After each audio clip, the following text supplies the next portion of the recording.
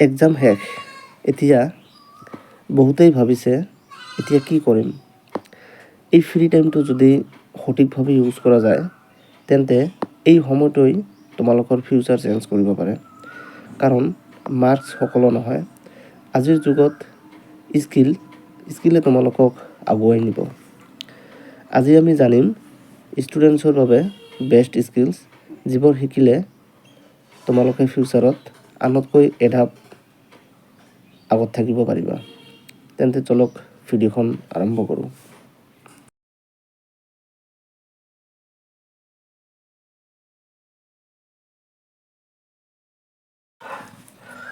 Exam শেষ। এতিয়া free time নহয়নে বাৰু? কিন্তু এই সময়টো ৱেষ্টেড নকৰিব। এই সময়ত যদি সঠিক স্কিল শিকি লওঁ তেন্তে ফিউচাৰ ট'টেলি চেঞ্জ হৈ যাব পাৰে। আজি মই ক'বলৈ গৈছোঁ ষ্টুডেণ্টছৰ বাবে বেষ্ট স্কিলছ, যিবোৰ তোমালোকক এতিয়া শিকিব লাগে। এক্সাম শেষ হ'ল মানে জীৱনৰ ব্ৰেক নহয়। এইটো হৈছে নতুন কিছু শিকাৰ বেষ্ট সময়। আজিৰ ৱৰ্ল্ডত কেৱল বুক নলেজ যথেষ্ট নহয়। স্কিল থাকিলেহে তোমালোকে আগবাঢ়িব পাৰিবা। চলক চাওঁ টপ স্কিলছ, যিবোৰ তোমালোকক এতিয়া শিকিব লাগে। আৰু নাম্বাৰ 1 স্কিলটো হৈছে কমিউনিকেশ্যন স্কিল, অৰ্থাৎ ভালকৈ কথা ক'ব পৰা। এইটো এটা খুব ইম্পৰ্টেণ্ট স্কিল হয়। তোমালোকে ইংলিছ হওক বা এছামিছ হওক বা যিকোনো আদাৰ্ছ লেংগুৱেজ নহওক কিয়, নিজৰ কথা ক্লিয়াৰভাৱে প্ৰকাশ কৰিব পৰাটো খুব ইম্পৰ্টেণ্ট। এইটো ইম্প্ৰুভ কৰিবলৈ তোমালোকে ডেইলি প্ৰেক্টিছ কৰিব পাৰা। মিৰৰৰ আগত কথা কোৱা বা ভইচ ৰেকৰ্ড কৰা। Number 2 basic computer skill. আজিৰ যুগ ডিজিটেল যুগ নহয়নে? MS Word, Excel, PowerPoint, typing এইবোৰ জানিলে ফিউচাৰত বহুত সুবিধা পাবা। ফ্ৰী ইউটিউব টিউটৰিয়েলছেৰে তোমালোকে সহজে এইবোৰ শিকিব পাৰা। নাম্বাৰ 3 হৈছে digital skills. Social media use কৰা আমি সকলোৱে জানো, কিন্তু আৰ্নিং কৰিবলৈ ইউজ কৰাটো বেছি ইম্পৰ্টেণ্ট।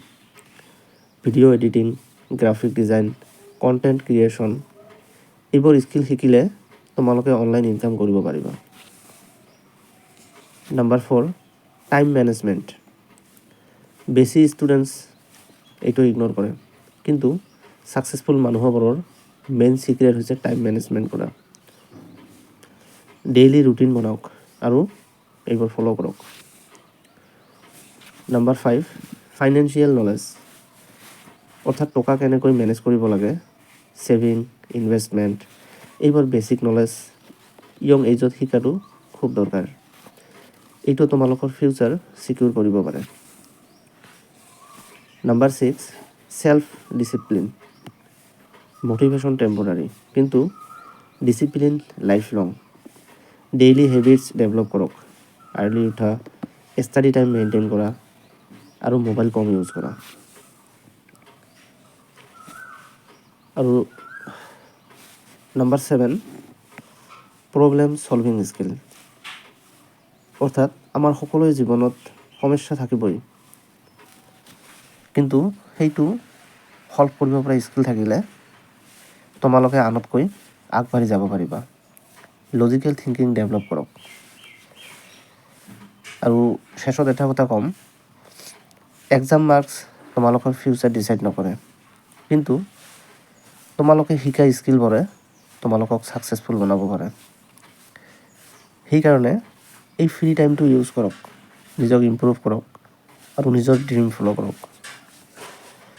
যদি এই ভিডিঅ'টো তোমালোকৰ বাবে হেল্পফুল আছিল তেন্তে লাইক, শ্বেয়াৰ আৰু ছাবস্ক্ৰাইব কৰিবলৈ নাপাহৰিব। আৰু কমেণ্ট কৰি ক'ব তোমালোকে কোন স্কিল প্ৰথমে শিকিব বিচৰা। ধন্যবাদ।